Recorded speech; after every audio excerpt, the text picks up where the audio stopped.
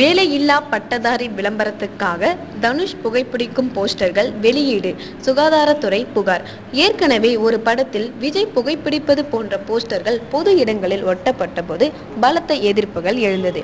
குறிப்பாக பிரபல நடிகர்களே இது போன்ற செயல்களை செய்வதால் இளைஞர்கள் புகைப்பிடிக்கும் பழக்கத்துக்கு தூண்டப்படுவார்கள் என்று சில அரசியல் கட்சிகளும் சுட்டிக்காட்டின. அதையடுத்து தமிழக சுகாதாரத்துறை இனிமேல் இந்த மாதிரியான போஸ்டர்களை ஒட்டக்கூடாது என்று அறிவுறுத்தியது. அதோடு முன்னணி ஹீரோக்கள் செய்வதை அப்படியே பின்பற்றும் இளைய சமுதாயம் படங்களில் அவர்கள் சரக்கு அடிப்பது, புகைப்பிடிப்பது போன்ற விஷயங்களை அப்படியே பின்பற்றுகிறார்கள் என்று பொதுவான கருத்து நிலவியதால் விஜய், அஜித் போன்ற முன்னணி நடிகர்கள் அந்த மாதிரி காட்சிகளை தவிர்த்து வருகிறார்கள்.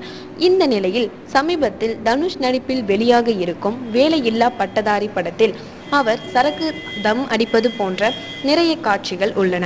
ஆனால் தற்போது படம் ஓடிக்கொண்டிருக்கும் நிலையில் படத்திற்கு இன்னும் பப்ளிசிட்டி செய்தால் அதிக நாட்கள் ஓடும் என்று கருதி தனுஷ் தம் அடிப்பது போன்ற போஸ்டர்களை அங்கங்கே ஒட்டி வந்தனர்.